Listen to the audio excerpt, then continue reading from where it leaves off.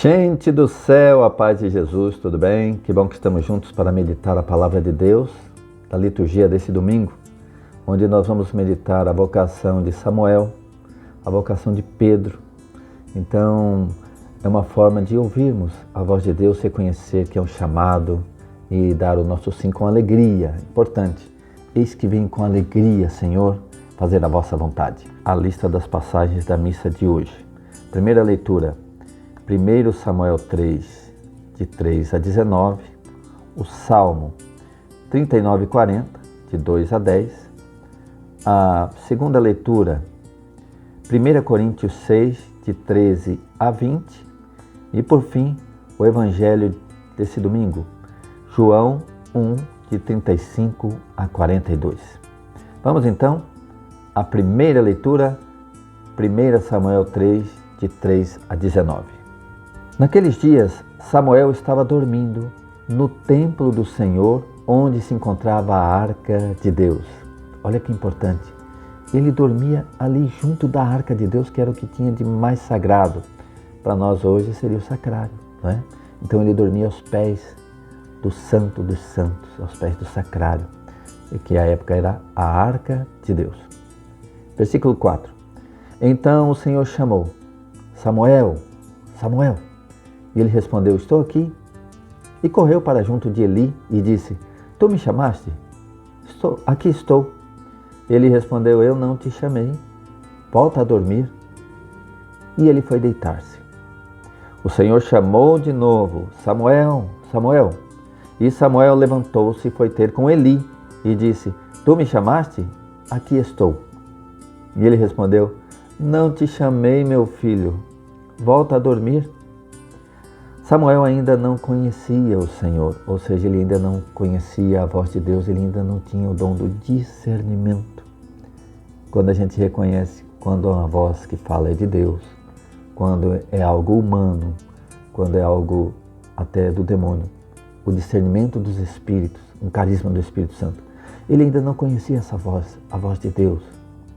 E diz aqui no versículo 7, Samuel ainda não conhecia o Senhor, pois até então a palavra do Senhor não se lhe tinha manifestado. O Senhor chamou pela terceira vez: Samuel, Samuel. Ele levantou-se, foi para junto de Eli e disse: tu me chamaste, aqui estou. Eli compreendeu que era o Senhor. Olha o discernimento. Eli compreendeu que era o Senhor que estava chamando o menino. Então disse a Samuel: volta a deitar-te, e se alguém te chamar, responderás: Senhor, fala, que teu servo escuta. Fala, Senhor, que o teu servo escuta. E Samuel voltou ao seu lugar para dormir. O Senhor veio, pôs-se junto dele, olha que coisa linda, e chamou-o como das outras vezes: Samuel, Samuel. E ele respondeu: fala, Senhor, que teu servo escuta. Samuel crescia e o Senhor estava com ele e não deixava cair por terra nenhuma de suas palavras. Palavra do Senhor, graças a Deus. Bom, eu quero comentar aqui sobre não deixar cair por terra nenhuma de suas palavras. Porque uma das coisas que anima o profeta é ele profetizar e o Senhor confirmar a pregação, confirmar a profecia. Paulo dizia assim que o Senhor confirmava as pregações por meio dos milagres que aconteciam. Então a ação de Deus, milagrosa, profetizada, se cumpria. Ele não deixava cair por terra nenhuma de suas palavras. Que coisa linda. Palavra do Senhor, graças a Deus. Vamos então ao Salmo responsorial, Salmo 39 e 40, de 2 a 10. E a resposta é essa: eu disse, eis que vem o Senhor, com prazer faço a vossa vontade. Eu acho lindo isso, fazer com prazer a vontade de Deus. Em outra tradução diz assim: eis que veio fazer com alegria a vossa vontade. Vamos ao Salmo então. Esperando, esperei no Senhor, e inclinando-se, ouviu o meu clamor. Esperei no Senhor, quer dizer, eu coloquei a minha esperança em Deus. E Deus se inclinou e ouviu o meu clamor. Canto novo ele pôs em meus lábios, um poema em louvor ao Senhor. Aqui já é uma imagem da alegria, né? Porque o Senhor ouviu a minha oração. O Senhor se inclinou, me ouviu. Então com alegria eu canto. Um canto novo. Um poema em louvor ao Senhor. E eu disse, eis que vem o Senhor, com prazer faço a vossa vontade. Sacrifício e oblação não quisestes, mas abristes meus ouvidos. Não pedistes ofertas nem vítimas, holocaustos por nossos pecados. E aqui lembra a passagem de Samuel. Olha como que as leituras são ligadas. Abristes meus ouvidos. Samuel não reconhecia a voz do Senhor. E nós muitas vezes, quando a gente começa a ler a Bíblia, a meditar a palavra, a gente lê e não entende, né? Tantas pessoas me falam isso. Serginho, eu leio, eu não consigo tirar uma mensagem. Eu não entendo. É porque ainda nossos ouvidos não estão treinados. É preciso insistir em meditar a palavra. E aos pouquinhos o Senhor vai abrindo os seus ouvidos e você vai lendo e vai entendendo. Eu disse, eis que vem o Senhor, com prazer faço a vossa vontade. E então eu vos disse, eis que venho, sobre mim está escrito no livro, com prazer faço a vossa vontade, guarda em meu coração a vossa lei. Então olha aqui a relação com a Bíblia. Primeiro, está escrito sobre mim no livro. O que está escrito na Bíblia é sobre mim. E mais, lá está escrito, com prazer faço a vossa vontade, e guarda em meu coração a vossa lei. A vossa lei para o povo antigo é a Bíblia. A lei é a palavra de Deus. E essa palavra está guardada em meu coração. Eis que eu guardo em meu coração a vossa lei, a vossa palavra. E eu disse, eis que vem o Senhor, com prazer faço a vossa vontade. Boas novas de vossa justiça anunciei numa grande assembleia. Vós sabeis, não fechei os meus lábios. E aí o profeta dizendo que ele evangelizou, que ele anunciou a boa nova, que ele anunciou em grandes assembleias, que ele não fechou os lábios, mas evangelizou, anunciou a palavra. Eu disse, eis que vem o Senhor, com prazer faço a vossa vontade. Amém. Que salmo lindo, que salmo maravilhoso. Vamos agora à segunda leitura. A segunda leitura, 1 Coríntios 6, de 13 a 20. Vossos corpos são membros de Cristo.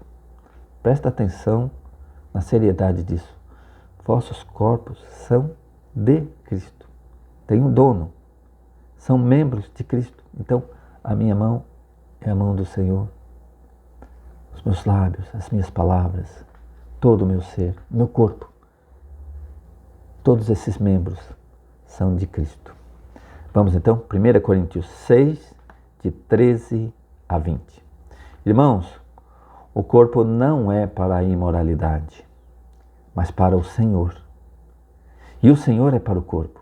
Olha só, o Senhor é para o meu corpo e o meu corpo é para o Senhor. Aqui está colocada a palavra imoralidade, mas em outra tradução está a palavra fornicação, que nós vamos explicar um pouquinho mais à frente. Versículo 14. E Deus, que ressuscitou o Senhor, nos ressuscitará também a nós pelo seu poder. Ora, se os nossos membros são do Senhor, então, como o Senhor ressuscitou, o membro dele, que é o nosso corpo, também será ressuscitado. É isso que ele está dizendo aqui. E Deus, que ressuscitou o Senhor, nos ressuscitará também, a nós, pelo seu poder. Versículo 15. Porventura ignorais que vossos corpos são membros de Cristo? Quem adere ao Senhor, torna-se com ele um só espírito. Aqui remete ao sacramento do matrimônio. Assim como o homem se une à sua mulher e forma um só corpo. Quando nós nos unimos ao Senhor, nós formamos com ele um só espírito. Um só espírito. E aí no versículo 18 ele diz, fugi da imoralidade. Em geral, qualquer pecado que uma pessoa venha cometer fica fora do seu corpo. Mas o fornicador peca contra o seu próprio corpo. Peca contra Deus, porque esse seu corpo pertence a Deus. Olha só. E aí, é bom a gente pesquisar quando encontra uma palavra que tem pouco uso no nosso meio. O que é fornicação, fornicador? Eu fui pesquisar mais exatamente, porque a gente lê a palavra E a gente vai pelo sentido da frase, pelo sentido do texto, e muitas vezes não se preocupa em ir lá no dicionário, né? E aqui diz que a origem dessa palavra fornicador é que na época do Império Romano havia um local na cidade que era chamado de Fornice. Era um arco redondo, e ali, naquele local, era onde ficavam as prostitutas, esperando clientes.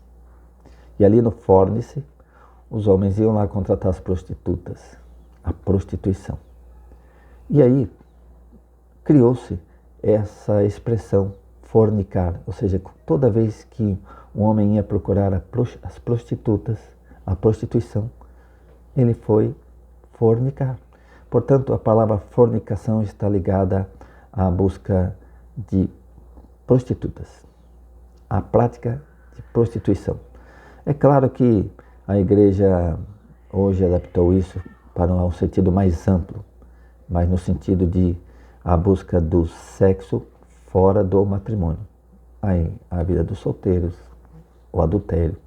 E aqui, mais exatamente, fornicação está ligada à prostituição.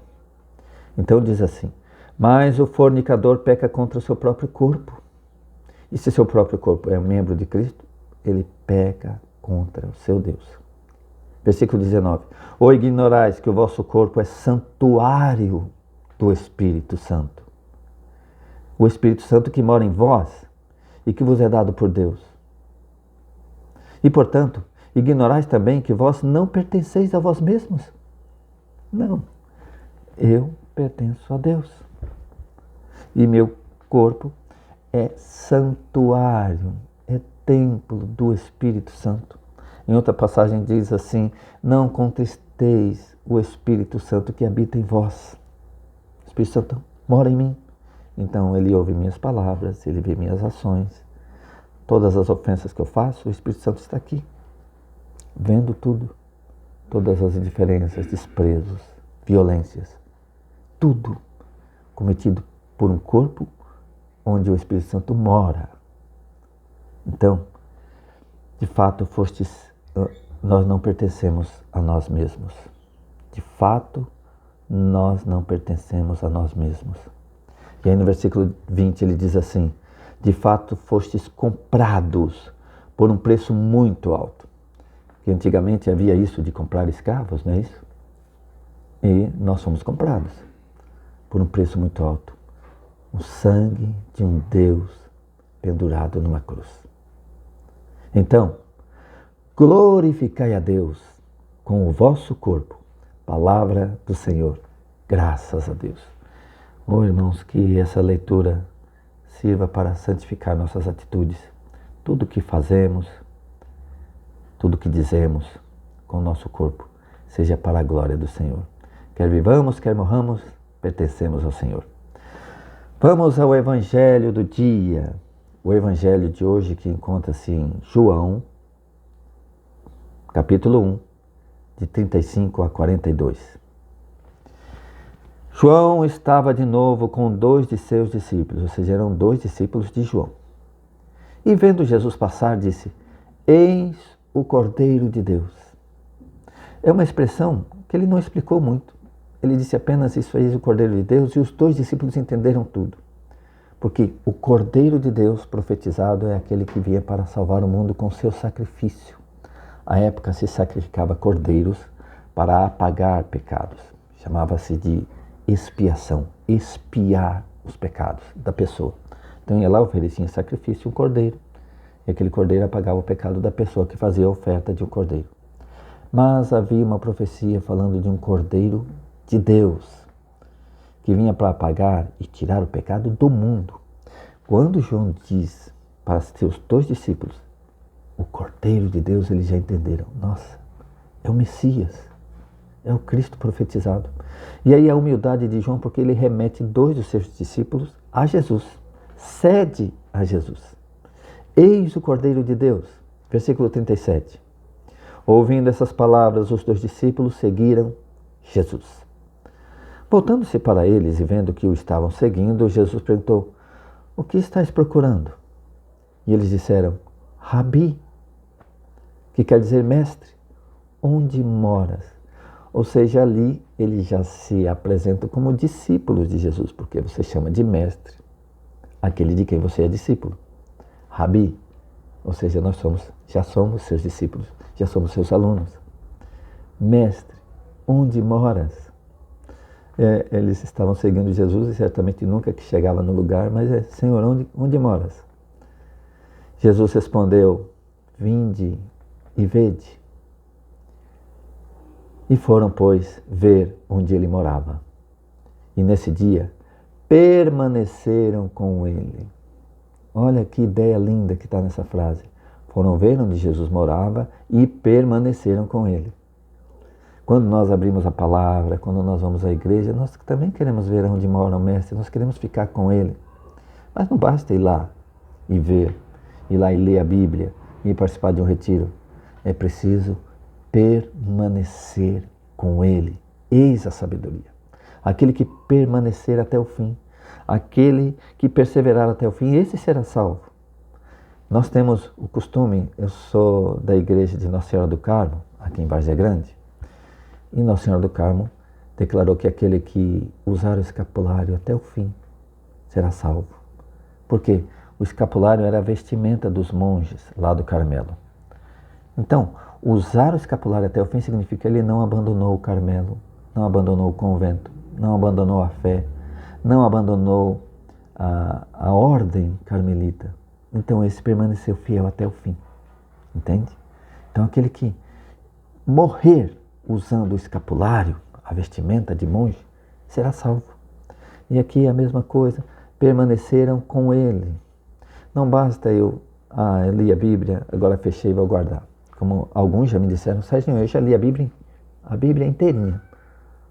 E aí é o que cabe a pergunta, mas você rezou com a Bíblia? Você só leu como se fosse um livro, uma história do passado?